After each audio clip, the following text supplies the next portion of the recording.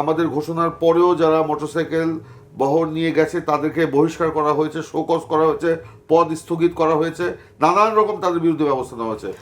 BNP নতুন দলকে প্রতিপক্ষ হিসেবে দেখছে, যে মন্তব্যগুলি আপনাদের দলের নেতারা করছেন, এই মন্তব্যগুলো আমি যদি আপনাকে কোট করি, যেমন আপনার বিএনপি ভাইস চেয়ারম্যান বরকতুল্লাহ বুলু বলেছেন, কিছু উপদেষ্টা আছে যারা একসময় ছাত্র রাজনীতি করতেন, হলে মেসে থাকতেন, টিউশনি করতেন, অথচ এখন তারা ৫-৬ কোটি টাকার গাড়িতে চলেন, সঙ্গে আরও ৩০-৪০ কোটি টাকার গাড়ির বহর থাকে।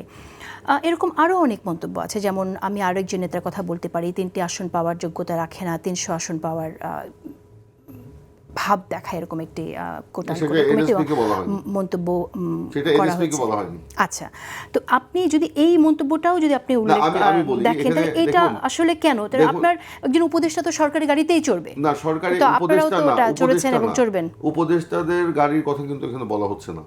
এখানে বলা যে একটু আগে আপনি বলেছিলেন যে নতুন রাজনৈতিক বন্দোবস্তের কথা, নতুন রাজনৈতিক বন্দোবস্তের কথা বলে আপনি 100 গাড়ি বহর নিয়ে আপনি একটি নির্বাচনী এলাকায় যাবেন, আবার দিয়ে আবার ওই 100 গাড়ি বহর নিয়ে পুরনো বন্দোবস্তে কিন্তু আপনি ফিরে যাচ্ছেন। তাহলে কিন্তু নতুন বন্দোবস্ত নাই। আমরা বিএনপি ঘোষণা দিয়ে আমাদের মোটরসাইকেল মহড়া বন্ধ করেছি। যারা আমাদের ঘোষণার পরেও যারা মোটরসাইকেল বহর নিয়ে গেছে তাদেরকে বহিষ্কার করা হয়েছে, শোকজ করা হয়েছে, পদ স্থগিত করা হয়েছে, নানান রকম তাদের বিরুদ্ধে ব্যবস্থা নেওয়া হয়েছে। আপনি বলছেন যে আপনার নতুন রাজনৈতিক বন্দোবস্তের ব্যক্তি নামে আমরা পোস্টার বন্ধ করেছি, ফেস্টুন বন্ধ করেছি।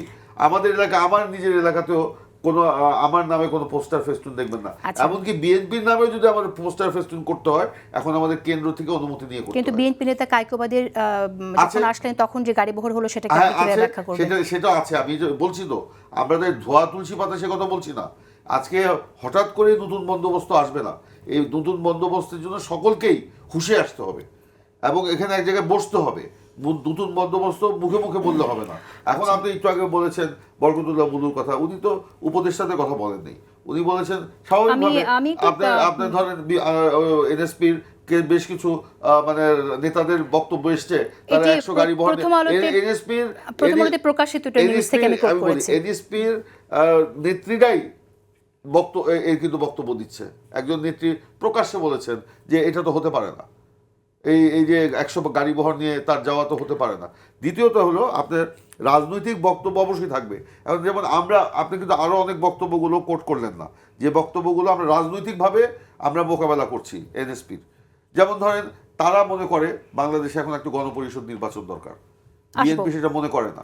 তারা মনে করে বাংলাদেশে সবার আগে এখন স্থানীয় সরকার নির্বাচন দরকার, বিএনপি কিন্তু সেটা মনে করে না।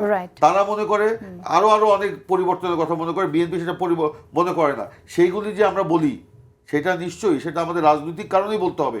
এটা বিরোধিতা করার জন্য বিরোধিতা না, এটা রাজনৈতিক কারণেই আমাদের বলতে হবে। এনএসপির তার নিজস্ব একটা মতামত থাকতেই পারে, সেই নিজস্ব মতামত নিয়ে তারা ইলেকশনে পার্টিসিপেট করুক, জনগণের ম্যান্ডেট নেই, সরকারে গিয়ে সেগুলো বাস্তবায়ন করুক। কিন্তু তাদের সেই মতামতটাকে যদি অন্য রাজনৈতিক দলের উপর চাপিয়ে দেওয়ার চেষ্টা করে, সেটা তো আরেকটা কর্তৃত্ববাদ প্রতিষ্ঠা হয়ে যাবে।